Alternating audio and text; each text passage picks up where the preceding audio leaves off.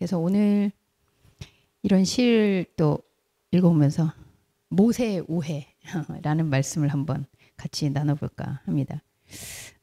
대화 시리즈 31번째 시간이고요. 우리 1년이 52주인데 이제 처음에 시작할 때 첫 주, 두 번째, 세 번째 이렇게 갈 때는 이제 이렇게 한 주 시작했구나 이렇게 갔는데 이제는 31번째 정도 오니까 이제 얼마 남았구나 뒤에서부터 이렇게 재하게 되는 그 숫자의 기능을 봐요. 그래서 얼마 안 남았구나 이런 생각도 드는데, 자, 오늘 모세의 오해라는 제목으로 출애굽기 2장 11절에서 15절, 그리고 공교롭게도 같은 절수로 시작하는데 3장 11절부터 13절까지의 말씀 제가 낭독하겠습니다. 모세가 장성한 후에 한 번은 자기 형제들에게 나가서 그들이 고되게 노동하는 것을 보더니 어떤 애굽 사람이 한 히브리 사람 곧 자기 형제를 치는 것을 본지라. 좌우를 살펴 사람이 없음을 보고 그 애굽 사람을 쳐 죽여 모래 속에 감추니라. 이튿날 다시 나가니 두 히브리 사람이 서로 싸우는지라. 그 잘못한 사람에게 이르되 내가 어찌하여 동포를 치느냐 하매 그가 이르되 누가 너희를 우리를 다스리는 자와 재판관으로 삼았느냐? 네가 애굽 사람을 죽인 것처럼 나도 죽이려느냐? 모세가 두려워하여 이르되 일이 탈로 되었도다. 바로가 이 일을 듣고 모세를 죽이고자 하여 찾는지라. 모세가 바로의 낯을 피하여 미디안 땅에 머물며 하루는 우물 곁에 앉았더라. 3장입니다. 이제 내가 너를 바로에게 보내어 너에게 내 백성 이스라엘 자손을 애굽에게서 인도하여 내게 하리라. 모세가 하나님께 아뢰되 내가 누구이기에 바로에게 가며 이스라엘 자손을 애굽에서 인도하여 내리까? 하나님이 이르시되 내가 반드시 너와 함께 있으리라. 네가 그 백성을 애굽에서 인도하여 낸 후에 너희가 이 산에서 하나님을 섬기리니 이것이 내가 너를 보낸 증거니라. 아멘. 자, 요즘 뭐 저희 어머니도 늘 하시는 말씀이지만 요즘 주목사님의 말씀을 씌워주고 내 말씀이 어려워졌다. 뭐 이런 평가를 많이 듣습니다.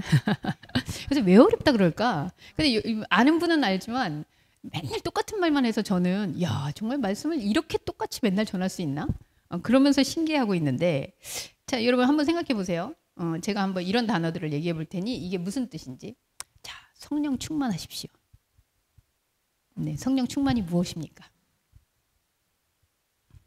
은혜 받으십시오. 은혜 받는 건 어떻게 하는 겁니까? 우리 목사님 따님. 은혜 받고 오셨습니까? 할렐루야.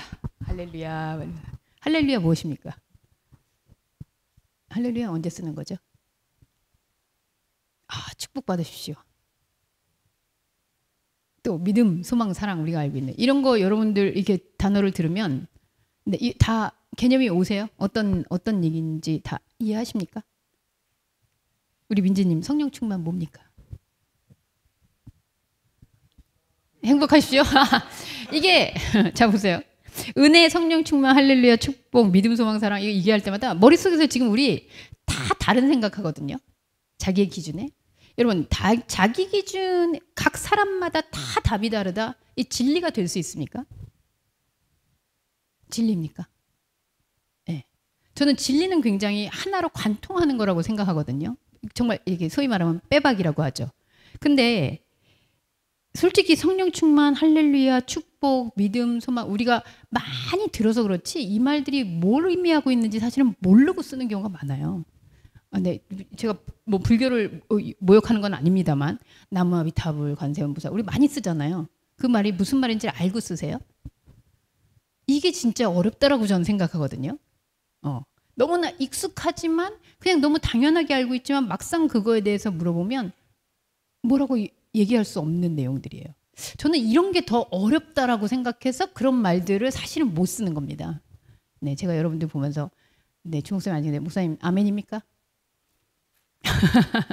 네, 이렇게 하면 아멘, 할렐루야, 주여 막 이렇게 나오면 굉장히 뭔가를 다 이해하는 것 같은데 사실은 그게 무슨 내용인지 그 안에 뭐가 담겼는지 이해를 못하고 너무 습관적으로 그냥 그래서 넘어질 때도 아이고 하나님 아버지 이러고 한단 말이죠. 제가 오늘 서로를 좀 얘기하고 가야 될 것은 이 오해에 대한 얘기이기 때문에 저를 오해하지 마시라고 얘기하는 거예요. 자, 제가 지금 컵을 들고 있습니다. 자, 여러분, 이 컵과 물의 관계 한번 생각해 봅시다. 이 안에는 물이 아니라 커피인데. 자, 컵은 보이는 대로 설명 가능하잖아요. 자, 무슨 색일까요? 네. 뭐 스테인레스 스틸, 뭐 은색이라고도 할 수 있고 비스무리하게 다.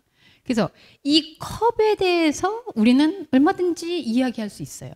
그리고 내가 컵을 들고 있다, 뭐 컵을 잡는다, 심지어 이 컵이 비싼 거다, 안 비싸 보인다. 이 컵에 대해서는 정말 할 말이 많아요. 자, 근데 여기 안에 물이 들어 있습니다, 여러분. 자, 우리 유진님 요즘 네, 레포트 계속 쓰시는데, 자, 물이란 무엇입니까?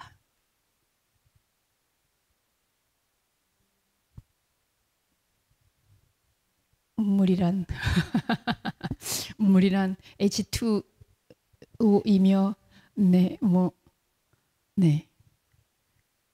자, 이 물에 대해서 얘기하기 되게 어렵죠. 컵에 대해서는 보이는 거이라서 이게 얘기하기가 너무 쉬워요. 근데 물이란? 이 물은 사실 형체가 없는 거잖아요. 근데 사실은 이 물을 마시기 위해서 제가 이렇게 컵을 사용하는 거지 컵을 씹어 먹기 위해서 지금 그런 건 아니거든요. 저는 이런 관계가 아닌가 싶어요. 성경은 컵에 대한 내용이 아니라 사실은 이 물에 대한 내용이에요. 이 속성을 가지고 있는데 이게 형체로 뭐라고 얘기할 수 없는. 그런데 여러분, 이번에 강릉에서 우리 가뭄 나는 바람에 알았는데 이 정말 가뭄이 들어보면 이 컵은 없어도 괜찮아요. 손으로 떠먹든지 바가지로 떠먹든지 그 형태는 어떻게 해도 상관없어요. 근데 물은 없으면 못 살아요. 이런 관계가 아닐까? 그래서 우리의 성경은 사실은 이 겉에 있는, 그러면 이 컵은 없어도 될까요? 아니요. 이 컵은 물이라는 게 담겨 있다. 그리고 이 물이라는 걸 먹기 위해서 꼭 필요하긴 해요. 그런데 아까 얘기했지만 담는 용도로서의 어떤 목적이지, 아, 이게 비싼 거냐 안 비싼 거냐 이거에 따라서 물맛이 달라진다. 물을 마시는 기분이 달라지겠죠. 그래서 사실은 우리가 성경의 텍스트로 있는 것, 성경의 스토리텔링, 성경의 인물, 성경의 어떤 것들도 사실은 이 물, 우리가 마셔야지만 살 수 있는 이 속성을 알게 하기 위한 틀은 될 수 있지만 그 자체가 물은 아니라는 거죠. 그리고 진짜로 죽음에 임박해 보면 이 컵이 나를 살릴 수 없음을 너무 명확하게 우리는 안다는 거예요. 이 담겨져 있는 물이 나를 살리는 거구나라는 걸 알죠. 자, 그런데 물은 왜 이렇게 어려울까요? 네. 속성의 것, 형체가 없는 것, 또 얼마든지 담겨서 변할 수 있는 것, 이런 것들에 대해서는 딱 고정되지 않으니까 우리에게는 이해하는 게 쉽지 않아요. 그리고 물이란 단어를 빼고 누군가한테 여러분 게임에 종이에 물 이렇게 써 있어요. 그럼 우리는 뭐라고 얘기를 해야 될까? 설명을 하기 위해서. 마시는 게 물만 있는 건 아니잖아요. 그 마시는 거 중에서도 매일 마시는 거 중에 물만 있나? 네. 마치 성경이 담고 있는 내용은 이 생명에 대한 속성을 얘기하기 위한, 그래서 거기에 틀을 만들고 있는 것들인데 이 틀은 얘기하기가 너무 수월해요. 보이는 거니까. 이거는 둥그럽습니다. 이거는 네모납니다. 이건 매끈매끈합니다. 여기 금도금이 칠해져 있습니다. 네, 여기다가 손잡이가 달려 있습니다. 얼마든지. 근데 이 안의 내용은 너무 심플한데 너무나 얘기하기가 어려워요. 이게 바로 진리와 그 진리를 담고 있는 형태의 차이가 아닐까? 자, 그럼 제가 늘 뭐 얘기하냐면요, 여러분. 우리는 몸이 있어요. 우리가 컵이란 말이죠. 근데 그 안에 영이 있다는 거예요. 물이 있다는 거예요. 진짜 생명의 속성을 가지고 있는. 근데 제가 그 생명의 속성을 얘기하는 게 쉽지 않아요. 왜냐면 겉모양을 보고는 저는 얼마든지 설명할 수 있어요. 아, 여기는 지금 뿔테 안경을 썼습니다. 네, 머리가 깁니다. 네, 상주 갔다 오더니 좀 말끔해진 것 같기도 합니다. 뭐 얼마든지 거기다가 요소를 붙여서. 그런데 진짜 속성인 그 안에 있는 생명을 이야기하는 게 쉽지 않아요. 그래서 다양한 이 컵에 대한 설명을 통해서 이 안에 있는 세계가 무엇인지를 비유밖에는 못하는 거죠. 그런 세계로 우리는 하나님의 세계, 영의 세계, 생명의 세계를 인식하게 됩니다. 자, 이런 인식의 바탕은 우리만 그런 게 아니고요. 네, 그래서 여러분, 제가 그럼 결론적으로 제 말씀이 어렵다고 생각하시는 분들은 뭐라고요? 저는 두 가지로 생각합니다. 컵에 관심이 많으시구나. 혹은 이 생명이라는 걸 내가 설명을 참 쉽게 하기가 어렵구나. 이런 자성을 또 하게 돼요. 근데 이거는 어려울 수밖에 없어요. 죽을 때까지 어려울 거예요. 영에 대한 세계는. 우리가 영체로 지금 이렇게 눈에 보이지 않기 때문에. 그래도 포기하지 않아야 하는 게 바로 이 안에 담겨 있는 물에 대한 것을 우리가 이해하는 게 중요하다는 거죠. 오늘 이 모세라는 인물에게 있어서 자기는 나는 하나님의 자녀구나. 그리고 여러분들 지금 제가 성경에서 읽어드렸습니다만 깜짝 놀랄 만한 본문이 등장하죠. 모세가 어떻게 해서 모세가 이제 그 왕자로 컸는지는 여러분들이 여기 계신 분들은 다 알고 계실 거예요. 네. 이스라엘이 이제 요셉의 영향권이 다 흩어지고 수백 년이 흐르면서 이제 이스라엘 백성들이 왕성해지니까 애굽에서는 쟤네들이 너무 왕성해지네. 사실 이것도 비유적인 표현입니다만 어쨌든 현상으로 있어서의 위기감을 느낀 바로가 그래서 아들들이 태어나거든 다 죽여라. 이렇게 얘기하는 거죠. 근데 참 아이러니해요. 그 히브리 사람들은 사실 모계 사회 아닙니까? 딸을 그랬어야 되는데 어쨌든 아들을 다 없애라. 그런 가운데에 이 모세가 바구니에 담겨서 건져져서 바로의 공주, 애굽의 공주 밑에서 크게 되죠. 그러니까 사실은 입양자녀이지만 왕족으로 살게 되는 거죠. 근데 우리가 잘 알듯이 한 사건이 있었죠. 그렇게 모세가 아기로 바구니에 떠내려갈 때 그 누나가 보고 이제 그 건짐당하는 걸 보면서 자기 엄마를, 모세 엄마를 유모로 소개시켜줘서 엄마를 유모로 알고 크게 됩니다. 근데 이 유모가 어떤 교육을 시켰겠어요? 너는 이스라엘의 피야. 너는 하나님의 자녀야. 너는 언젠가 이 백성을 하나님의 뜻에 따라서 구원하게 될 거야. 그래서 네가 이때를 위해서 지금 왕족이 된 것이야. 이런 조기 교육이 있지 않았을까. 뭐 제가 들은 건 아닙니다. 그런데 뭘 보면 알 수 있냐.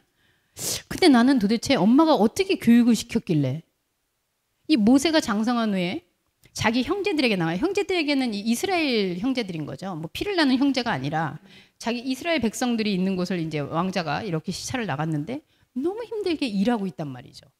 저는 여기까지는 왕자가 가질 만한 충분한 소양이라고 생각해요.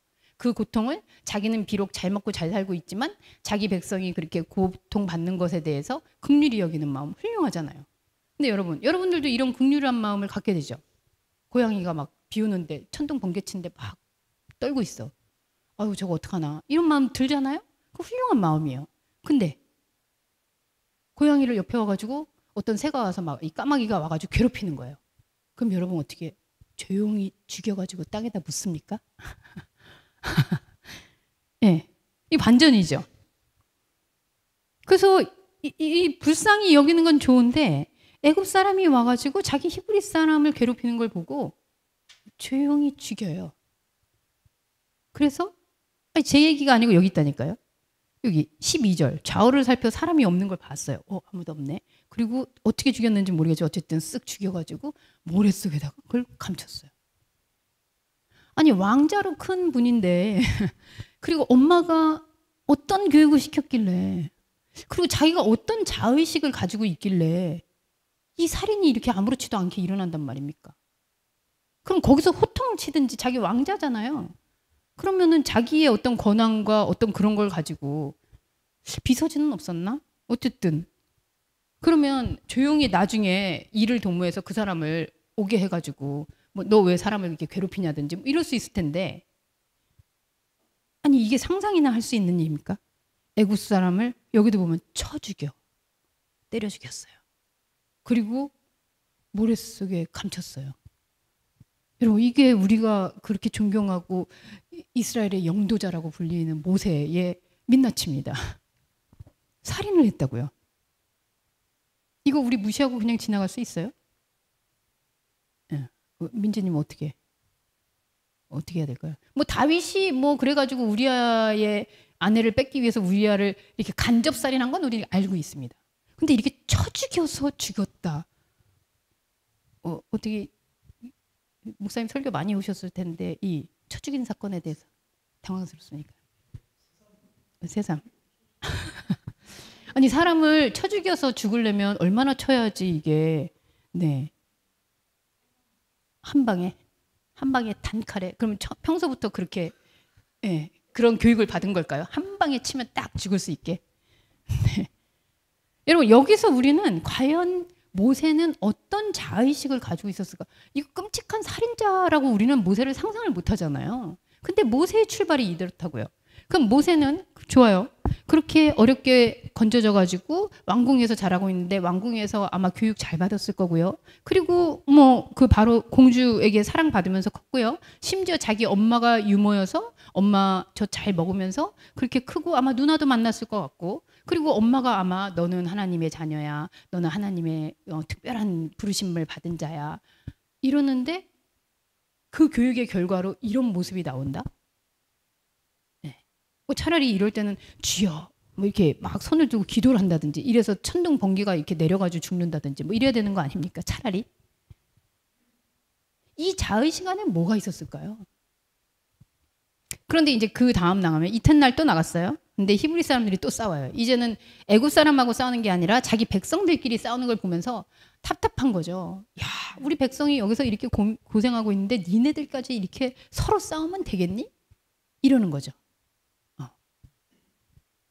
그러니까 한 사람이 여러분 반말은 쥐가 듣고 낱말은 새가 듣는다더니 아무도 없는 걸 분명히 확인하고 지금 죽였는데 그걸 본 사람이 있다는 거잖아요 지금. 네, 드라마가죠. 드라마틱하게. 그러면서 왜 네가 애굽 사람 죽이더니 우리도 죽이려고 그러냐? 그러니까 누가 봤어? 그러니까 자기는 완전 범죄를 꿈꿨다는 거잖아요. 그리고 애굽 사람은 죽여도 된다고 생각한 거잖아요. 만약에 모세가 정말 승질이 못 돼가지고 막 싸우는 사람 보면 자기가 막 이 부들부들 떨면서 막 죽인다? 그럼 히브리 사람들끼리 싸우는 것도 못 봐줬겠죠. 근데 여기서는 이렇게 이르러서 타일르다가 이렇게 하니까 어떻게 동포들끼리 그럴 수 있니?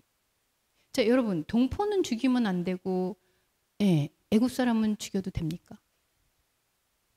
괜찮습니까? 우리나라 사람이 이렇게 해가지고 다치면 안 되고 외국 사람은 다쳐도 괜찮습니까? 이게 모세의 자의식이에요. 근데 이게 굉장히 모세만 특이한 것 같죠? 우리 신앙인들이 그러잖아요. 아휴, 저 예수 안 믿더니 저렇게 됐네. 우리는 하나님이 택한 백성이라. 우리는 하나님이 택한 백성이라 고난을 받으면 하나님이 우리를 더 크게 해주시려고 하는 거고 딴 사람이 해가지고 교통사고가 나면 아휴 예수 안 믿으니까 저렇게 벌 받지. 그리고 이거하고 지금 모세의 의식하고 뭐가 다릅니까? 제가 너무 억지를 부리고 있습니까 지금? 네. 그래서 이게 단순히 모세 한 사람의 얘기가 아니라 하나님이라는 이름을 부르고 있는 신앙이라는 이름을 가지고 심지어 모세는 지금 자기 안에 하나님이 나를 특별하게 사용하신다. 그래서 나는 지금 애굽의 왕자가 되어 여기 와 있다. 이런 자의식이 있는 사람이에요. 하나님의 부르심, 미션을 가지고 있는 그런 사람들 안에서 이게 지금 여러분 이거는 구별이 아니라 차별이에요. 그죠? 예수 믿는 사람이면 오케이. 그리고 이런 자의식은 지금도 뭐 얼마든지 볼 수 있어요. 여러분 우리나라에 요즘 특히 많죠. 정치인들 중에 하나님이 나를 부르셨다. 얼마나 많습니까? 그래서 광화문에서도 나타나시고 용산에서도 나타나시고 저쪽 서초동에서도 나타나시고 어디 강북 강남 뭐 거의 통합적으로 하나님이 여기저기서 막 다 불러서 세우시잖아요. 그래서 주님이 지금 이 때를 위하여 나를 부르셨다. 근데 왜 당선은 안 되는지 잘 모르겠지만 어쨌든 이렇게 하나님이 나를 특별하게 그래서 모세 안에는 하나님이 지금 나를 통해 이스라엘을 구원하신다. 이 고통받고 있는 이 백성들을 건져내실 거다. 그래서 내가 스파이처럼 이렇게 싸우거나 애굽 사람 중에 괴롭히는 사람이 있거나 그러면 내가 쓱쓱쓱 처단을 하면서 죽여가지고 모래다 묻는 거죠. 네. 완전히 스파이처럼 슈퍼맨처럼 스파이더맨처럼 아이언맨처럼 네. 이런 히어로의 자의식이 지금 있다라고 저는 무리 없이 추론할 수 있다라고 생각합니다. 근데 우리도 하나님을 알게 된다는 하나님의 자녀라는 그 타이틀이 우리로 하여금 사실은 이런 맥락에서의 삶을 살게 하는 게 너무 자연스럽다는 거죠. 그런데 오늘 두둥 이 메시지에서 결국은 현상에서 자기가 그렇게 자의식을 가지고 있던 거를 아니 그럼 당당하게 얘기하지. 내가 죽였어. 그건 하나님께서 나를 보내신 일이야. 이런 자신감도 없이 헉 들켰다. 그리고선 내빼요. 도망가요. 그리고 자기 바로 그죠? 왕이 알아들었죠. 그럼 바로는 또 의협심이 없습니까? 여러분 모세가 애굽 사람 죽이면 이건 사명이고 바로가 이스라엘 사람 죽이면 이건 벌이에요. 똑같잖아요. 이론은. 바로도 뭐라고? 이 히브리 놈 데려다가 키워줬더니 그 놈이 우리 애굽 사람을 지금 죽여? 너 신분증이 지금 여기 애굽 소속인데 히브리 사람을 이렇게 죽여? 너 가만히 안 둬. 이거 당연한 거잖아요. 네. 그래서 우리도 지금 외국인들이 막 들어오는 거에 대해서 막 되게 어려움이 있고 그렇지 않습니까? 전 세계의 난민에 대해서도 그런 어려움들이 있지 않습니까? 똑같은 거예요. 여러분 그러니까 성경이 사실은 과거의 옛날 얘기가 아니라 성경은 제가 아까 그랬죠. 속에 있는 이 속성의 얘기를 하고 있기 때문에 이게 역사냐 여러분 컵은 오래돼서 제가 만약에 이게 1만 년 이후에도 이 컵이 있다면 아마 국중박에 가서 볼 수 있을 거예요. 국립중앙박물관에 가면 옛날에 누가 먹었는지 여기에서 뭐 이랬더라 하면서 이게 다 올려 있겠죠. 그때는 더 이상 이게 네, 유물이지 골동품이지 뭐 컵이 안 되겠지만 근데 물은 그때 있지 않아요. 살아있는 물은 이런 속성을 가지고 사실은 지금 성경이 하나씩 하나씩 그 민낯을 드러내면서 결국 이렇게 일이 터지자 이건 또 너무나 당연하게 그냥 도망가요. 그래서 광야로 도망갑니다. 이게 출애굽기에 이런 표현 죄송합니다. 찌질한 모세의 시작입니다. 네, 우리가 알고 있던 그 영도자 이스라엘 백성을 그렇게 이끌었던 여러분 이게 아니 왜 모세를 저렇게 꼭 나쁘게 얘기해야 되나? 나쁘게가 아니고요. 이게 사실은 복음이에요. 이 모세의 시작이 과연 우리에게 어떤 메시지로 오고 있는가? 모세가 보여주는 이 형식의 이 컵이 그 안에 뭘 담고 있지? 라는 걸 우리로 하여금 질문하게 하는 거죠. 과연 모세는 어떤 신앙이었기에? 모세는 과연 어머니로부터 어떤 이스라엘의 그 이야기를 듣고 자랐길래 어떻게 해서 얘는 애굽 사람을 쳐 죽이는 거를 너무 아무렇지도 않게 아니 그리고 저 같으면 쳐 죽였으면 그 다음 날은 못 나올 것 같아요. 심장 벌렁거려서. 근데 나와서 또 돌아다니면서 자연스럽게 다니잖아요. 네. 그래서 광야로 도망갑니다. 이게 전반부 얘기예요. 자, 그런데 진짜 모세가 되는 그 시점은 바로 이 자의식의 균열이 생기는 그 지점에서부터 시작된다는 거죠. 모세가 이렇게 나는 당연히 하나님의 자녀니까 그리고 하나님을 위해서 이때를 위해서 내가 있는 존재니까 심지어 나는 이스라엘을 구원할 뭔가 선지자가 될 수도 있으니까 이렇게 생각하고 있는 이 자의식 이게 바로 제가 오늘 제목에 쓴 모세의 오해라는 거예요. 하나님은 과연 모세를 그렇게 보내고 본인이 생각하는 대로 이런 구원자를 세우기 위해서 하나님이 그렇게 준비해 오셨냐. 그건 전형적으로 모세가 가진 하나님에 대한 오해, 자의식의 오해, 신앙이라는 것의 오해, 자기 마음대로 생각하고 있는 거죠. 마음대로라고 할 수는 없지만 배운 대로, 들은 대로, 그리고 자기가 현상에서 흘러가는 대로. 그 가운데서 이 현상의 모습을 보면서 내가 누구구나 이렇게 증명하고 있는 거예요. 그럼 우리도 신앙에서 하나님이 이걸 주셨으니까 나는 하나님이 사랑받는 존재구나. 내가 이번에 원했는데 이게 안 됐네. 하나님이 지금은 나보고 얌전히 있으라 그러는 거구나. 이 현상의 수많은 결과들에 의해서 나는 누구구나 이렇게 우리가 지도에서 나를 찾는다는 거죠. 근데 진짜 하나님은 그렇게 우리를 찾고 있느냐. 우리를 그렇게 자리매김하느냐. 그 사건이 바로 이 깨짐의 사건이에요. 그래서 결국은 광야로 도망가죠. 자, 광야에 갔는데 여기서는 본문에서는 언급하지 않았습니다만 몇 년 있었죠? 광야에서 40년. 구약학 박사라서 확실히 다르시네요. 네. 네. 목사님의 박사학위를 제가 여기서. 자, 40년. 근데 이 4라는 숫자가 참 성경에 많이 나오잖아요. 또 4자 들어가는 거 여러분 생각나세요? 예수님의 광야, 기도, 금식, 40년. 또 4자 있습니까? 이스라엘 백성의 광야 생활, 40년. 네. 그러니까 사실은 이 40년 혹은 숫자에 나오는 뭐 3년, 4년, 40년 뭐 이런 것들은 이제 완전히 여러분 생각해 보세요. 여러분이 지금 어쨌든 이렇게 범죄를 저질러가지고 도망갔어. 그래서 여러분이 40년 미국의 저 텍사스 어디 저기 가가지고 있었어. 그럼 40년 뒤에 여러분을 기억하고 있는 사람은 누굴까요? 40년 뒤에. 그런 상황이에요. 모세가 왕자였는데 이 사건 때문에 도망가가지고 이제 광야에 가 있습니다. 40년이란 세월이 지났어요. 네, 제가 사실 제 친구하고 40년 지나면서 야, 세월이 빠르다 했지만 그때 당시에 다른 친구들은 제가 기억을 못해요. 이름도 모르고 그냥 이제까지 연결해 왔으니까 알고 있는 거죠. 자, 여러분이 만약에 40년 동안 광야에 가가지고 이렇게 있었어요, 혼자. 그럼 무슨 뜻일까요, 혜미님? 40년을 이 사람들이 알고 있는 내 세계에서 떠났다.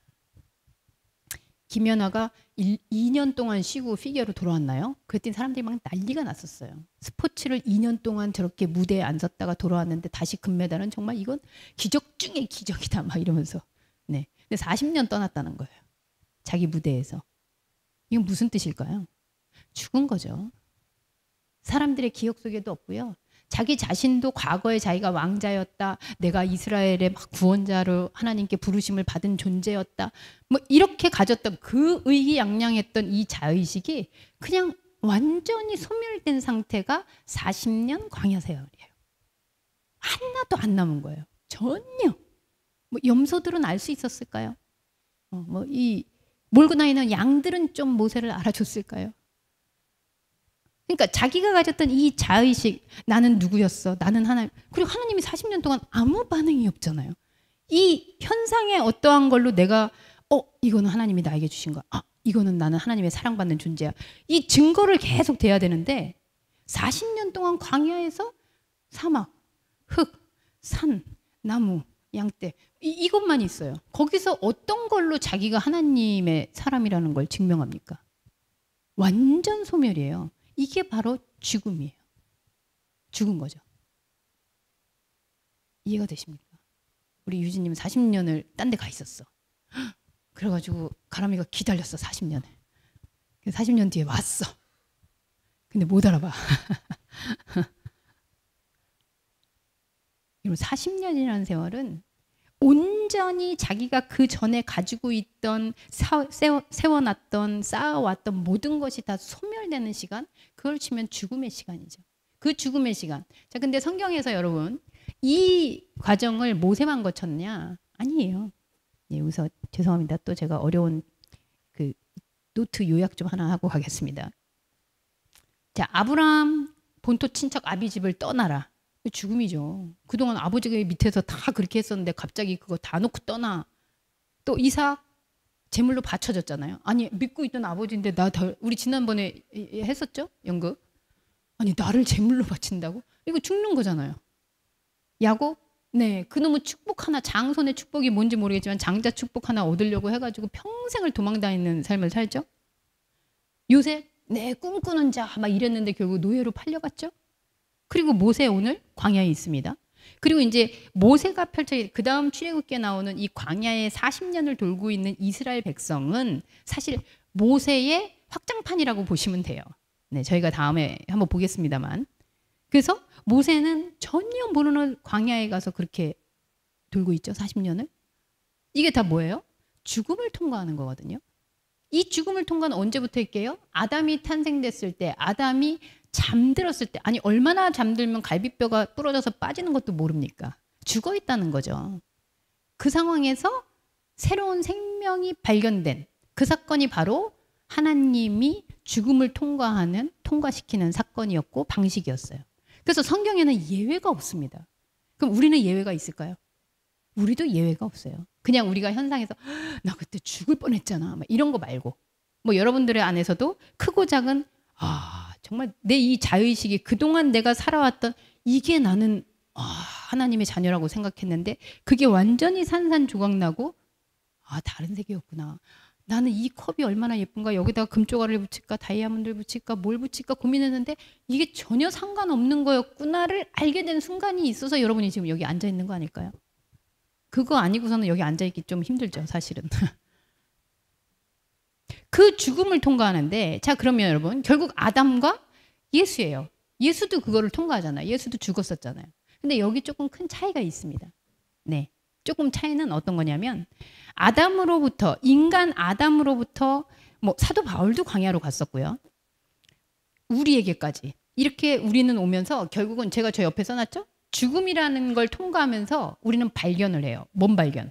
이전에 있던 내가 증명하고 내가 현상에서 하나님의 어떠하심을 끊임없이 증명하려 했던 그게 결국은 아니었구나. 이게 죽음이에요. 그러면 어떻게 되게요? 그 시점에 진짜 하나님은 그럼 뭐지? 그러면서 비로소 컵이 아닌 물에 대한 관심을 가지고 이 물의 속성이 어떻게 생명인지에 관심을 갖게 되는 시점이에요. 그래서 하나님은 잔인한 것 같지만 이 컵을 깨트릴 수밖에 없습니다. 컵이 깨지는 순간 어떻게 돼요? 물이 왈칵 쏟아지잖아요. 넘쳐 흐르잖아요. 그게 충만이거든요. 막을 수가 없잖아요. 그 물의 속성이 뭔지를 알게 하는 사건이 모세에게 나타나는데 그 첫 걸음의 단추가 바로 이 모세가 철저히 40년 동안 광야에서 자기가 없어지는 시간, 죽음의 시간을 갖게 된다는 거죠. 영락없이 우리도 이 비포 애프터. 근데 왜 그 다음에 모세는 또 그래요? 네, 여러분 우리는 이 생명에 대한 자각이 그게 어떤 사람에게는 뭐 좀 길게 또 어떤 사람에게는 아주 찰나처럼 이럴 수 있는데 몸을 입고 있기 때문에 컵과 물을 동시에 가지고 있는 한 우리는 이거를 계속해서 보게 돼요. 사실은 컵이 있는 한 물에 대한 생각을 자주자주 하기는 쉽진 않아요. 그렇지만 우리는 공존하고 있는 거죠. 물과 컵이. 근데 이 컵이 완전히 소멸되는 날이 이 물로서 완성되는 우리의 영으로서 완전한 자유를 이룬다는 걸 우리는 이론으로 알고 있는 거죠. 그죠? 여러분 알고 계신 거죠. 근데 그걸 잘 생각하지 못해요. 왜? 눈에 보이는 컵이 있어서. 자, 그런데 이 비포 애프터 어떻게 되느냐? 이 자의식의 변화를 한번 보세요. 3장이 그겁니다. 3장은 이제 광야에서 그러다가 어느 날 문득 양을 치다 맨날 똑같은 길 올라가고 있었는데 그 유명한 뭐가 보이죠? 떨기나무에. AI가 제가 이제 이렇게 혼자 주저리거리는 거를 이제 해가지고 녹음을 해서 제가 텍스트로 만드는데 떨기나무 그랬더니 딸기나무 이렇게 썼더라고요. 그러니까 자기가 생각할 때 떨기라는 말은 없는 거야. 그러니까 딸기로 번역해가지고 야 훌륭한데? 내가 있는 대로 발음하면 그냥 떨기나무 하지 무슨 딸기나무로 해야지? 그랬는데 네 어쨌든 이 떨기나무에 불이 붙어 있는 걸 보는 거예요. 자 여러분 한번 물어봅시다. 떨기나무에 불은 언제부터 붙어 있었을까요? 영현님. 우리 영현이는 언제부터 이렇게 예뻤나? 뭐 이러면 네, 뭐 태어날 때부터. 자 민지님 떨기나무에 불은 언제부터 붙어 있었을까요?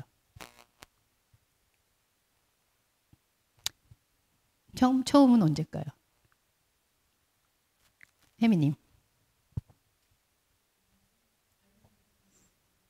모세가 발견하기 직전에 갑자기 하나님이 이제 모세 쟤 온다.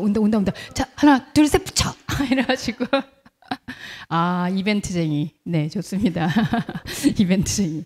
자 여러분 사실 이 불꽃은 떨기나무에 붙어있는 불꽃이 아니고 모세에게 그동안 하나님의 영, 그렇죠? 우리가 이 영의 자각이라는 게 내가 컵만 보고 있을 때는 전혀 생각하지 못했는데 내가 물을 마시는구나. 그럼 이 물은 이전부터 물이었고 제 몸속에 들어가도 물이고 계속 물이에요. 한마디로 하나님은 그 살아있는 불꽃으로 불꽃의 영으로 모세를 떠난 적이 없어요. 늘 모세와 함께였어요. 그런데 모세가 그 불꽃을 보지 못하는 거죠. 왜? 자기가 이 의식으로 가지고 있는 자기 안에서의 하나님이 너무 강해서. 하나님은 이런 분이야. 하나님은 나한테 이런 미션을 주셨어. 하나님은 나한테 이렇게 하셔. 하나님을 믿는 사람은 이렇게 해야 돼. 이렇게 가져온 그 하나님, 그 컵이 너무 강렬하다 보니까 진짜 하나님의 불꽃이 아무리, 여러분 아시겠지만 하나님이 그렇게 제가 볼 땐 쪼잔한 분이 아니거든요. 타올라도 아주 활활 타오르실 거예요. 아무리 집채만한 불이 타고 있어도 내가 눈을 거기에 시선을 닫고 있으면 그게 바로 예수님이 와서 말씀하신 요한일서에서 얘기하고 있는 빛이 왔으나 사람들이 빛을 알지 못하고 어둠 가운데 있다. 아니 여기서 지금 불 켜져 있는데 유일하게 불이 꺼지는 방식 손 안 대고 눈을 감는 거죠. 네. 그런 상태로 있었다는 거예요. 그 상태에서 이제 모세는 나는 그런 사람이 아니었구나. 자, 내가 하나님에게 증명으로 인해서 이런 사람이었구나 라는 걸 알았던 사람은 그게 사라지면 하나님도 사라져요. 왜냐면 그 하나님은 바로 그 결과로 있는 거니까. 그런데 모세에게도 보세요. 똑같은 상황이 나타납니다, 여러분. 하나님이 이제 불꽃으로 나타나서 내가 너를 이스라엘 자손을 애굽에서 인도하여 내게 하는 사람으로 너를 삼겠다. 이제 하나님이 그렇게 얘기하세요. 옛날에 모세가 가지고 있던 자의식이었거든요. 그래서 하나님은 그 말을 다시 그냥 들려줘요. 너가 옛날에 이렇게 생각했었지?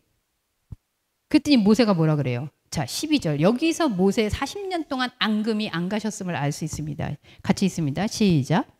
모세가 하나님께 아뢰되 내가 누구이기에 바로에게 가며 이스라엘 자손을 애굽에서 인도하여 내리. 옛날에는 내가 바로의 궁에서 컸어.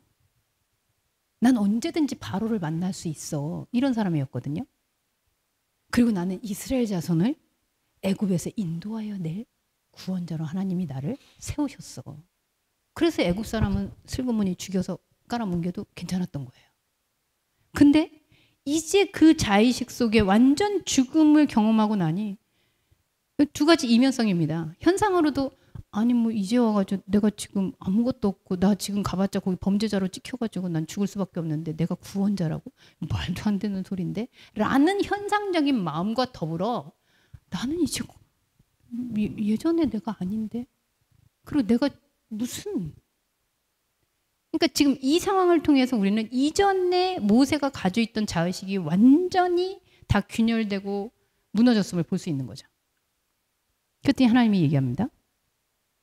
내가 반드시 너와 함께, 이거는 옛날에는 없었는데 갑자기 나타나서 짠 해서 지금부터가 아니라 처음부터 지금까지 늘 하나님은 있었고 하나님이 반드시 있으리란 말은 나는 널 떠날 수가 없어 라는 거에 대한 역설이죠. 나 하나님 좀 잠깐 비켜 계세요 해도 미안한데 하나님이 그럴 수가 없어요. 아니, 사랑해서가 아니고 그냥 생겨 먹은 게. 여러분. 이 물이라는 속성이요. 네. 이렇게 컵에다 담을 때는 담는데 밖으로 나와 있으면 이 컵이 물을 둥둥 떠다니거든요. 피할 수가 없어요. 그 속성을. 그러니까 하나님이라는 존재는 있다가 없다가 막 우리가 가라면 갔다가 오래면 왔다가 이럴 수가 있는 존재가 아니에요. 그래서 영원부터 영원까지 있는 거죠. 그 안에 우리가 눈을 감았다가 떴다가 할 수 있을 뿐이겠죠. 그래서 하나님은 나는 그때도 그렇고 지금도 그렇고 영원히 너하고 함께 있어. 그리고 여기서 보면 네, 제가 좋아하는 단어 산이라는 단어 나왔어요. 너희가 이 산에서, 이 산은 어딜까요? 그럼 우리 신내산에서만 가야 돼요? 이 산은 뭡니까? 예수님도 껐떡하면 산에 올라가. 저는 등산 싫어해서 참 고민입니다. 예수님이 만약에 강림하셨는데 산에서 오라 그러면 저는 좀 고민할 것 같아요. 네, 땅으로 오셔야 돼요. 자, 다른 차원에서 내가 산 얘기할 때 늘 하죠. 다른 차원에서 이 땅에다 발 딛고 있는 이 현상적인 이 컵으로 보는 그런 게 아니라 전혀 다른 차원. 컵과 물은 완전 다른 속성이잖아요. 그 전혀 다른 속성의 생명에서 너희가 나를 보게 될 거다. 아니, 네가 나를 보게 될 거다. 그게 구원이에요. 그래서 이미 사실 구원이라는 것은 이 모세가 그죠? 광야로 도망쳐 나온 그 순간, 그리고 떨기나무의 그 빛이 아니 맨날 보던 건데 왜 갑자기 보이지? 그게 보이는 그 순간, 그게 바로 구원의 사건들이죠. 그러면서 모세는 배워갑니다. 내가 생각했던 이게 아니었구나. 다음 주부터 이어질 얘기는 사실 안타깝게도 다시 회귀해서 현상에서 또 증거를 보면서 하나님이신가? 이렇게 의심하면서 또 다시 뒤집어지는 모세의 모습이 나와요. 그럼 모세가 실패냐? 아니에요, 여러분. 여러분 한 번 말씀 듣고 구원받았으면 여기 안 오셔야 되는 거 아니에요? 이 말씀은 우리로 하여금 제가 아까 차이 있다 그랬는데 그거 설명하다가 말았네요. 죽음을 통해서 인간은 발견하게 되죠. 아, 내가 이 땅에다가 하나님을 세우고 그걸 증명하면서 땅에서 얻는 어떤 걸로 내가 하나님의 부름받은 자야. 하나님의 사랑받는 존재야. 아, 나는 하나님한테 이렇게 인정받는 존재야를 하고 있었구나를 발견하는데 예수님은 태어날 때부터 다른 측면으로 나왔는데 그게 뭐냐? 예수는 처음부터 끊임없이 나는 여기에 있는 존재가 아니다. 여기에 속한 존재가 아니다. 근데 왜 예수님은 똑같이 세례받고 왜 똑같이 광야에 나가고 왜 죽임당하고 왜 이래요? 안 해도 되잖아요. 예수님 하나님이라며요. 근데 왜 똑같이 하십니까?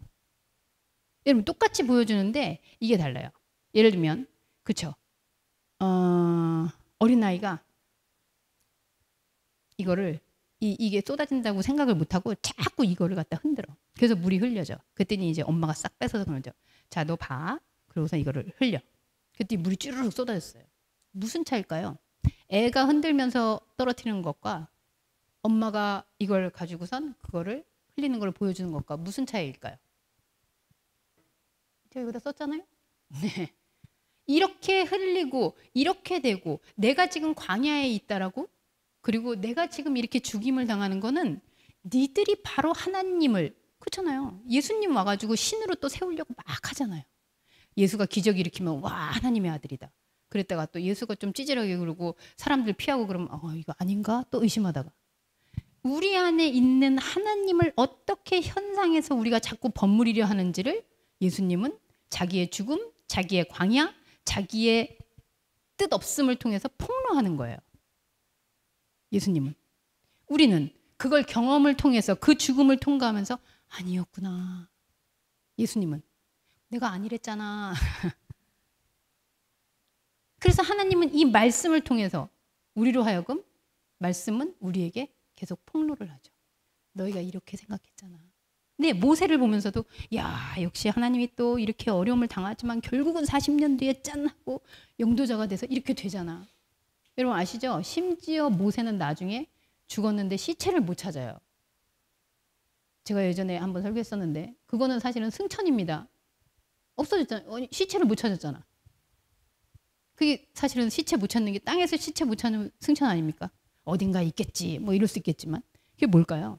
이 땅에 더 이상 자기 존재의 이름을 두지 않는 거죠.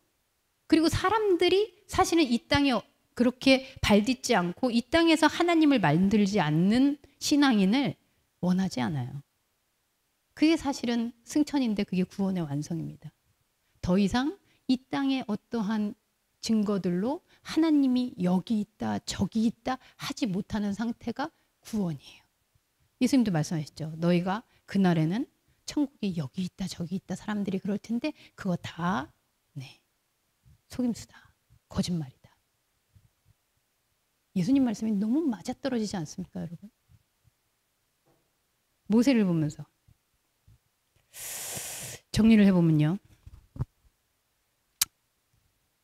모세는 점점 이 사건을 계기로 이스라엘의 광야 생활을 보면서 결국 마지막 날에 구별을 하게 돼요. 아, 현상은 컵이었구나. 그런데 하나님은 나와 내가 물인데 하나님의 속성이 물이래. 물은 물과 하나가 될 수 있는데 물은 아무리 컵에 담겨 있어도 아무리 아름다운 컵에 있어도 물이 컵이 될 수가 없어요. 그건 하나 되는 게 아니에요. 그냥 나란히 있는 거예요. 그런데 물은 물을 만나면 진짜 하나가 되는 거죠. 영이신 하나님이 영인 이 우리의 존재와 하나가 된다는 건 바로 그런 뜻이에요. 우리를 아름다운 곳에다가 막 입혀주고 재워주고 살려주고 해서 하나님 나 여기 있어 하면서 그걸 관람하는 하나님이 아니라는 거예요. 하나님은 영이시고 우리가 영인 것을 자각할 때 하나님과 우리가 뗄래야 떨어질 수 없는 불꽃의 한 덩어리임을 알게 하시는 거예요. 예수는 처음부터 자신이 현상에 갇히지 않은 존재가 아니면 이 현상에 갇힌 존재가 아니라는 것을 자각한다. 이 구별이 여러분 아시잖아요. 거룩이에요. 나 거룩해. 거룩해야지. 거룩한 하나님. 이걸 구분하는 게 거룩이에요. 오늘 또 제가 이 똑같은 얘기 하고 있죠. 근데 왜 어렵다고요? 물에 관심이 없어서. 물은 너무 당연해서. 근데 가물어서 죽게 되면 이 물이 뭔지를 알아요. 물을 못 마시고, 물 하루 못 마시고, 이틀 못 마시고, 일주일만 못 마시면 물이 뭔지를 설명을 못해도 너무 잘 알아요. 아, 죽는 거구나.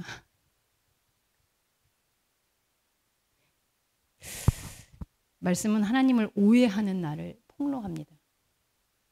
우리는 모세를 읽으며 아브라함을 보며 요셉을 보며 이삭을 보며 예수를 보며 아, 내가 어떻게 하나님을 이해한다라고 하고 있구나. 그 오해의 상태를 말씀은 폭로해요. 그럼 그 폭로에 당황스럽기도 하고 짜증나기도 하고 피하고 싶기도 하고 그렇지만 하나님은 우리를 피할 수 없다 그랬잖아요, 여러분. 옛날에 존 스토트 목사님이 쓴 책 중에 저는 그 한마디를 기억하는데 하나님은 사냥개처럼 우리를 쫓아다니신다고. 피할 수 없다고. 네. 언뜻 꿈이 됐든 뭐 어떤 영감이 됐든 뭐 TV를 보다가 뭘 보다가 그래서 우리는 아 이건 하나님이 아니야 이러고 있지만 사실은 그게 진짜일 수도. 그 폭로된 우리를 통해서 본래 내가 어떤 존재인지를 비로소 이해시킵니다. 그게 말씀이에요. 모세가 어떻게 하나님을 오해했다가 어떻게 자기 존재를 이해해 가게 되는지 그것을 서사로 풀어놓은 것이 바로 출애굽기예요. 여러분 제가 성경 뭐 일독하십시오 이런 말 잘 안 하는데요. 성경을 그냥 재미로 읽어보세요. 이 맥락을 가지고. 그래서 이 맥락을 가지고 모세가 어떻게 변해가는지를 중간에 어려운 말 나오면 그냥 넘어가세요. 복잡한 거 막 이런 거. 근데 결국은 이 모세가 이 여정을 통해서 어떻게 자기를 이해하게 되는지. 그래서 하나님을 이해하려 하는 것은 오해예요. 할 수 없어요. 그런데 내가 누군지를 우리가 비로소 자각하게 되고 내가 말씀에 의해 보니 하나님을 여기다 이렇게 만들려는 사람이었구나를 자각하는 내 자의식을 이해하게 되면 비로소 하나님에 대한 오해로부터 풀려납니다. 그게 해방이고 구원이고 자유예요. 그 구원이 우리한테 날마다 임하는 삶이 이어지기를 간절히 소원합니다. 기도하겠습니다. 하나님, 성경을 다시 보고 사실 연구하려고 보는 건 아닌데 볼 때마다 왜 우리가 알지 못했던 세계들이 그 안에서 튀어오르는 것인지 모세의 이런 불편한 이야기는 우리 신앙에 도움이 하나도 안 되는 것 같습니다. 모세는 정말 온유함이 승한 자라고 하나님이 칭찬했던 기억을 우리는 가지고 있는데 이 본문의 말씀을 통해서 어찌 온유함이라는 것을 언급이나 할 수 있을지 그렇다면 하나님이 모세를 칭찬했던 그 온유함은 어디서 나온 것인지 전혀 다른 모세가 결국은 죽음을 통과하고 다른 차원에서 하나님을 알게 되며 산에 올라 하나님을 보게 된 그 다른 차원, 영적인 차원에서의 자기가 누구인지를 질문하기 시작했던 것을 우리도 기억하게 하여 주옵소서. 그 죽음의 통과가 우리에게 두려움이 아니라 우리를 향한 하나님의 사랑, 꺼지지 않는 불꽃, 그리고 비로소 우리 자신을 이해하게 되는 오해로부터 벗어나는 단서임을 기억하게 하여 주옵소서. 예수님의 이름으로 기도합니다. 아멘.